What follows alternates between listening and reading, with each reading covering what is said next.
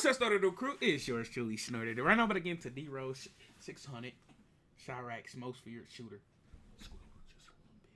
There we go. Let's go and get into it. Chicago drill will know the name D-Rose from Chief Keef songs like Love Sosa and John Madden. But true fans will know that this D-Rose doesn't play basketball, but was instead a respected member of the Black Disciples. Let's take a closer look at the story of D-Rose, the most respected Chicago shooter. Abir Sardine, better known as D-Rose, was a member of the Black Disciples who rose the ranks to become one of the most feared and respected gang members in all of Chicago. D-Rose was a member of Team 600, a set of the BDs allied with O-Block that also featured famous rappers like L.A. Capone, Rondo No. 9, and E-Day 600. But D-Rose was known all over the city and was known to rock with a bunch of different sets across different gangs. D-Rose didn't start out as BD. He was originally from the Motown neighborhood, which is an area controlled by the Black Peace Stones. His father was a respected member, and early on, D-Rose was affiliated with the Folly Boys.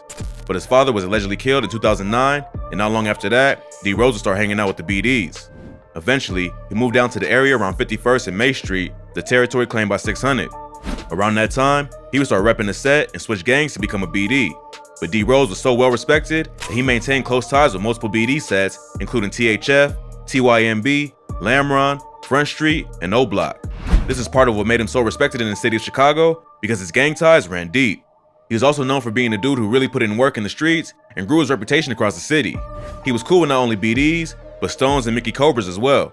Even when certain cliques that he was cool with would get into a beef, D-Rose would fall back and not pick sides. Plus, he was so well loved in the South Side that no one would force him to get involved. He was a crucial link between a lot of these different BD sets, and all the prominent members of each gang were cool with him. D-Rose is rumored to be one of the first of the younger members of 600 to jump off the porch and make moves in the street.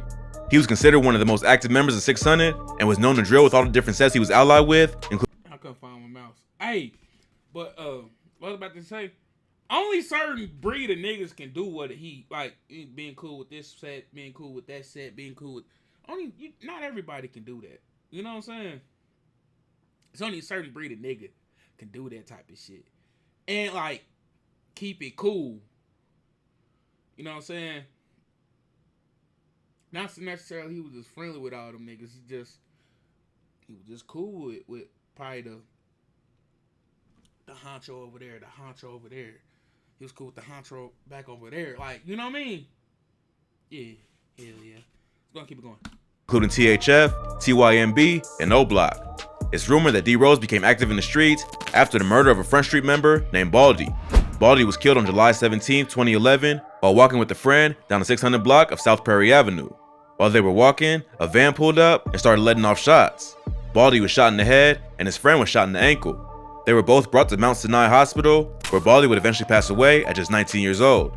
Baldy was a well-loved member of 600, and after he died, the set also started going by the name Baldy World.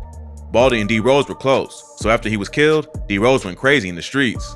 Baldy's killer was never caught, and the hit was credited to a GD set called MOB. MOB was allied with STL EBT, the set known to be for O-Block, and many believe that they were involved in the hit as well. On December 3rd, 2011, an STL. This ain't got nothing to do with nothing, but hear me out. This ain't got nothing to do with nothing. But y'all be seeing the Say Cheese interviews with Duck's mama? Y'all been seeing them? Bro, she be talking about all she talked about the Melly nigga. She talked about the Vaughn in that bitch. She talked about Duck, of course. She's talked about all kinds of stuff. She talked about how she want YoungBoy to do a song with Duck. She probably got some open verses for Duck. She's talked about all kinds of stuff, like, you know. Yeah. Hell yeah. Like I said, it ain't had nothing to do with nothing, but I just seen Duck and I instantly thought of it. EBT affiliate named Dale Fisher was killed while walking home with a friend. Dale was only 16 at the time, and many have claimed that he wasn't actually affiliated with the gang. He just grew up in the area and was cool with some of the members. But that didn't matter to the ops, and on the night of December 3rd, two gunmen would approach him in a silver vehicle while he was driving down the 6200 block of South St. Lawrence. He would start letting off shots, and Dale would be hit in the chest. He later passed away from his injuries. It's rumored that D-Rose was the one who took out Dale from STL. How the ops supposed to know he's not really affiliated? They don't be knowing certain stuff. Certain people, you know what I'm saying? EBT. Only a few months before that, both Tuka and Odie Perry had been killed, starting the war between O-Block 600 and STL EBT. So Dale was just another body dropped in one of the deadliest wars in the history of Chiraq. By that time, D. Rose was gaining a reputation as one of the deadliest shooters in Chicago. The Chicago drill movement was starting to take off, and BD rappers like Chief Keef and Rondo No. 9 would start name-dropping D. Rose in songs, only to help build his clout in the city.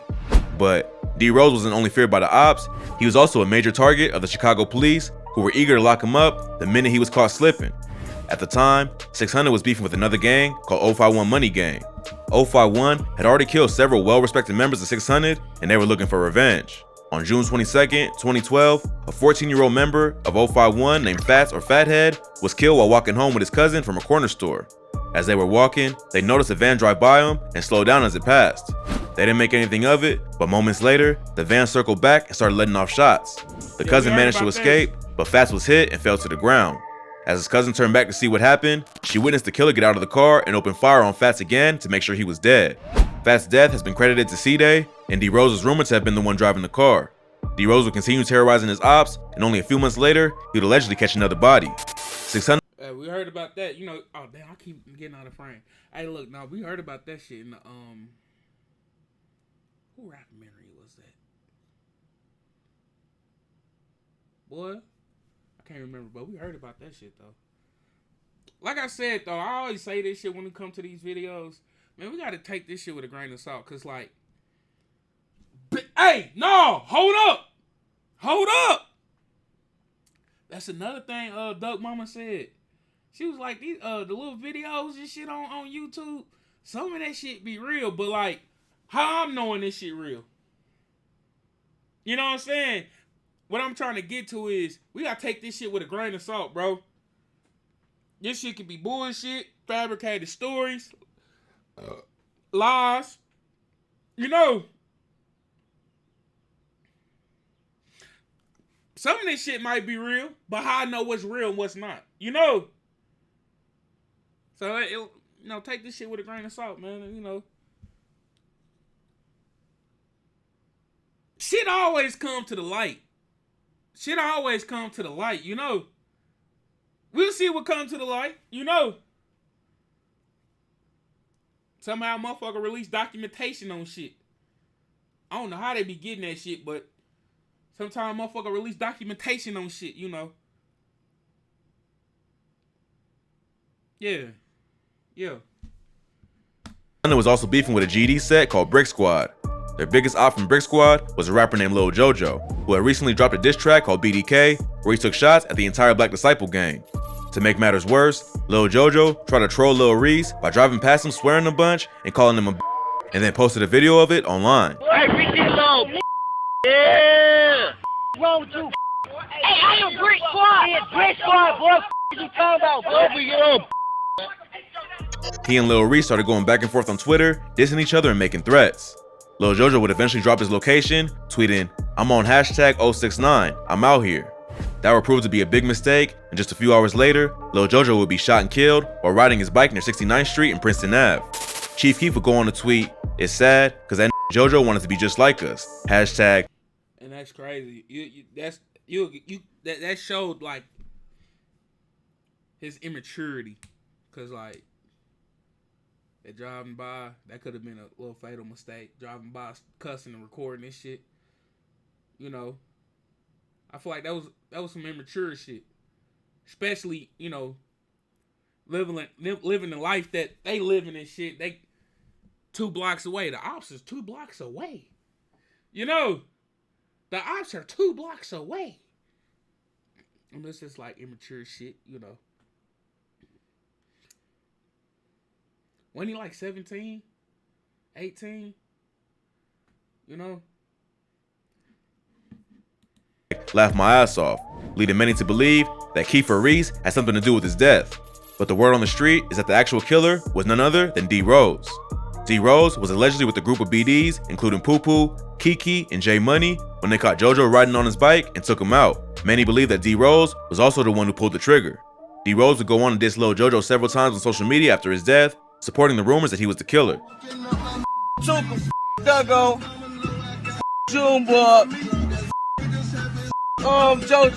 He would spend all of 2013 behind bars, but will be back out on the streets in 2014. By this time, Chicago drill had absolutely exploded, and Chief Keef was going viral. But the streets of Chicago were hotter than ever, and the war between the BDs and GDs had only gotten worse. After getting out of jail, D Rose would go right back to drilling and would catch another body by the end of the year. While D Rose was locked up, the beef between O Block 600 and 051 had only gotten more intense. In March 2014, a rapper named Lil Mark, who was associated with 051 Young Money, dropped a remix to the Lil Durk song, Competition, called No Competition, where he took shots at OTF, 600, Lamron, O Block, and a bunch of other BD sets. Just a few days later, Lil Mark was killed while standing at a bus stop, and it's been rumored that D Rose was a If you just now getting introduced, I'm not in no fucking frame. Hey, you just now getting introduced to the drill scene, especially if you just now start listening to like, cause I'm gonna put you on to some shit. Cause like some people probably start out listening to New York drill, and they ain't made their way to the Chicago drill, the original drill, right? A little younger, probably. Whatever. Cool. But like that Lil Mark song, when I first did a video on it, I'm not really knowing names. I'm not knowing names. And sometimes my brain works a little slow, where sometimes I might have to get a glance of a motherfucker face to the name. Hear me out. Nigga, the opening bars of that song. Now, at the time of that song coming out, I think I did a reaction video maybe a year or two after it came out. 2016, 2017 when I did a reaction video on it. If it's still up. Dang, I got stuff on my hands. But hear me out. The first two opening bars, the nigga said so many names.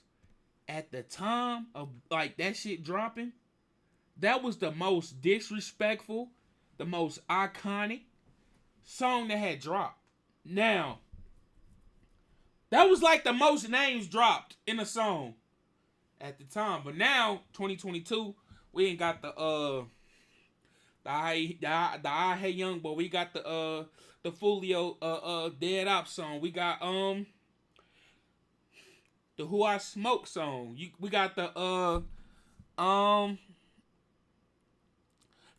shit I can't name at the moment. We got hella of them New York songs like that too. But like at the time, that song was in a sense, pushing the drill culture in a different direction. Not saying it was pushing it forward, because really, this is naming a whole bunch of dead people. Is it pushing it forward in a good way or a bad way? Let you be the judge of that shit. But it's pushing it in a different direction. Whether you like it, hate it, or love it. Goddamn, all these goddamn burps. But it was pushing that shit in a different direction. For sure. I'm not thinking. Shooter. But just a few months after that, it would be all over for D Rose. He was arrested for the murder of 14-year-old Venzel Richardson. Venzel also went by the name Big V and was affiliated with the GD set Taekwon World. Taekwon World is allied with STL EBT, and they were part of the beef between them and O Block 600. Big V and his homies left a convenience store near 61st and King Drive on the night of February 12, 2014, when a minivan pulled up alongside him and started letting off shots. Big V was shot 4 times in the back of the head and later died from his injuries. By that point, the Chicago police wanted D Rose off the streets after they failed to get him for the Lil Mark murder. They received information that he was involved in the Big V hit, and he was arrested about 6 weeks later. A witness identified him in a photo lineup, and he was officially charged with the murder. After spending several years fighting the case, D Rose was found guilty of first-degree murder in 2016 and sentenced to 40 years in prison. But even with all the work D Rose put in the streets, many believe that he's actually innocent of the murder of Big V. After his sentencing, 600 Breezy posted a photo of the news story on IG along with the caption, "He didn't even do this shit. He wasn't even there, 100. I hate the system. Free my brothers, this shit foul. He an innocent man. They doing this shit because of his street name." Although the Big V hit has been credited to 600 Front. I don't like that shit. He posted, ooh, he wasn't even there. Did them boys even get lawyers for that boy? If you know what I'm saying? I'm not knowing. But did them boys get lawyers? Help him fight that shit. He probably had a free attorney. a court-appointed attorney that's bombarded with about 90 different cases at the same time. You know what I'm saying? Like, did y'all help? I know that shit can get expensive. Real expensive. A huge case like a murder case, that shit can get expensive. 100K easy. 100K easy for the defense. State might keep dragging that shit on. Run out your cash flow. But 100K easy to fight that. You know? But I'm saying, you help get a lawyer down. Okay, I see why you on Instagram talking about this, that, and third. But damn. Street, many believe that it wasn't actually You know what I'm saying? What did you help? You know? D Rose who pulled the trigger. But at that point, the Chicago police wanted him off the streets for good, even if that meant framing him for a murder. The saddest part about the D Rose story is that after he got locked up, he claims he was abandoned by all his old friends, some who were millionaires at that point. Not long after D Rose got locked up, Team 600 started to fall apart. L.A. Capone was killed in 2013.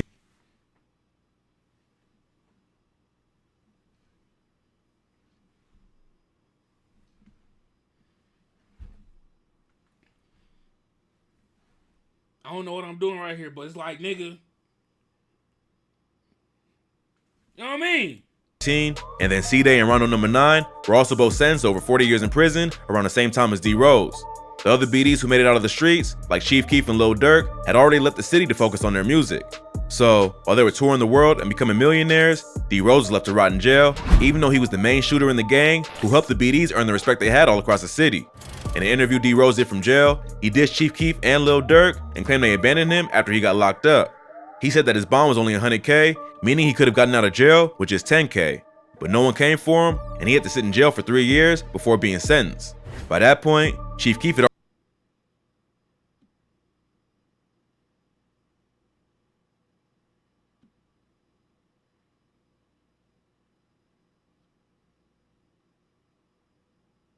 None of them niggas got that nigga out with 10 bands? Hold on, though. Now, I never bonded no motherfucker out of jail. But 10 bands is the one that amount of money. Where when you produce it, I think people want to know where the fuck you got it from. It ain't like it's $100, $200. You know what I'm saying? I don't have to, like, if I get put over $200 in my pocket, they ain't gonna ask me where the fuck this $200 came from. Let's just say it happens if I get shirts, right? Whatever. If I had like this, which is like $1,000. It's like $1,000. Probably a 20 shop, man. Cause I did just use the 20. But look, $1,000, right? Now the first question they're gonna ask: why do you have all this money? Where it come from? Whole time I got the bank statement in my wallet, the little slip and shit. So, but look though, they're like, where this come from? Why you had this much money? Even though it ain't that much, but it's like, hear me out. So the 10K, somebody produced a 10K on the bond. I feel like they gonna ask the same questions. Now, if I'm wrong, please help me out. Cause like I said, I never bonded nobody out of jail. So I think somebody produced that.